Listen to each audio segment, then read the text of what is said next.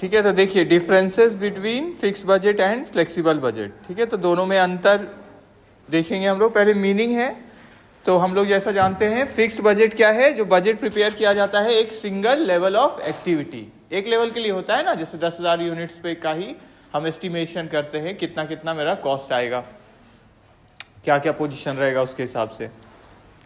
Flexible budget हम लोग देखें मल्टीपल लेवल्स ऑफ एक्टिविटी, मतलब 10,000, 8,000, 15,000 यूनिट्स, अलग अलग यूनिट्स के लिए हम लोग एक बार में ही बना लेते हैं कि है ना, इसके बगल में भी होगा, इतना होगा तो कितना होगा, हमारा कितना कॉस्ट आएगा, और बाकी डिटेल्स भी पता चलेगा। नेचर तो स्टैटिक इन नेचर है, ये चेंज नहीं होता है, इसलिए नाम है फिक्स्ड। और दूसरा जो हमारा फ्लेक्सिबल है वो चेंज के लिए ही बनाया जाता है, इसलिए डायनामिक इन नेचर। ठीक है, एडजस्टमेंट देखिए, फिक्स्ड बजट ये चेंज नहीं करता है विथ चेंज इन आउटपुट, क्योंकि ऑलरेडी हम बना के रखे हुए हैं एक 10,000 यूनिट्स या 15,000 यूनिट्स, जितना भी एक पर्टिकुलर लेवल का, और इसमें changes according to level of output, इसीलिए आप पहले से अलग अलग आउटपुट यूनिट्स का मतलब बना के रख लेते हैं हम लोग।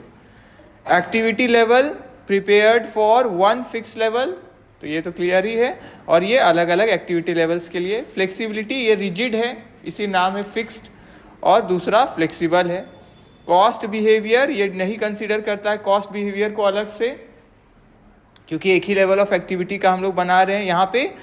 और इसमें देखिए separates fixed variable and semi variable cost, तो इसमें हम लोग fixed variable semi variable cost करके थोड़े बेटर ढंग से भी दिखाते हैं। हालांकि इसमें भी फिक्स्ड वाला में भी हम लोग उस लेवल का, जैसे एक ही लेवल का बनाए हैं तो उसमें भी हम लोग कि कितना लगा है वो अगर देखना चाहे तो वो देख सकते हैं, है ना, कि फिक्स कितना लगा, उसमें वेरिएबल कितना लगा, वो अलग से हम अगर चाहें तो उसको भी देख सकते हैं। ठीक है, वेरिएबल मेनली जब इसको अभी हम लोग प्रैक्टिकल करेंगे तब देखेंगे, अभी तो बस हम लोग कॉन्सेप्ट्स देख रहे हैं।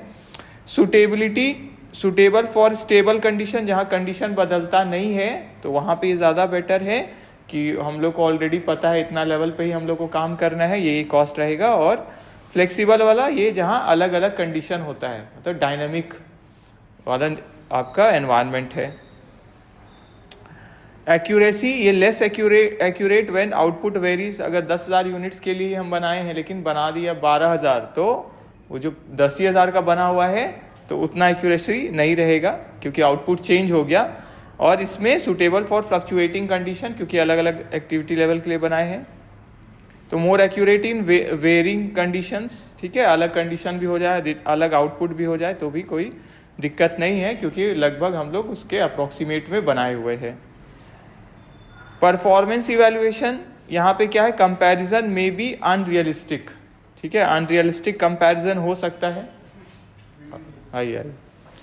ठीक है, परफॉर्मेंस इवैल्यूएशन कंपैरिजन में बी अनरियलिस्टिक, और यहाँ पे comparison is realistic and meaningful, अलग अलग लेवल का है। ठीक है, यहाँ फिक्स होके चले हम लोग ना, तो एक ही लेवल का बनाए हुए हैं। Cost control, limited scope for control. ठीक है, क्योंकि एक ही लेवल का बनाए हुए हैं तो अब अलग भी कॉस्ट आ रहा है, तो ऑलरेडी से हम प्रिपेयर्ड नहीं थे कि अलग अगर मेरा आउटपुट होता है तो उसके लिए कितना मेरा आएगा।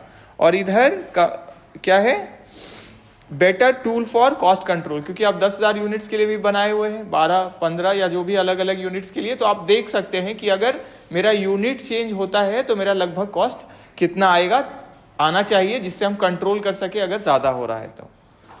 प्रिपरेशन ये सिंपल टू प्रिपेयर है, एक ही लेवल का है, और इसमें थोड़ा कॉम्प्लेक्स इसलिए है क्योंकि अलग अलग यूनिट के लिए हम बना रहे हैं तो सबका वर्किंग करके निकालना है। और डिस्काउंट, और ज़्यादा जैसे यूनिट हम बना रहे हैं, ज़्यादा रॉ मटेरियल लेंगे तो डिस्काउंट ये सभी मिलेगा, तो उसको भी कंसीडर करके वर्किंग करके हमको कॉस्ट निकालना पड़ेगा। तो इसलिए थोड़ा लिखा है कि थोड़ा टाइम लगेगा, क्योंकि अलग अलग एक्टिविटी लेवल के लिए अलग यूनिट्स के लिए आप बना रहे हैं एक बार में। यूजफुलनेस ये less useful in modern business है, क्यों, क्योंकि मॉडर्न बिजनेस में क्या है, ज़्यादा चेंज को लेके काम किया जाता है कि चेंज भी हो सकता है ना।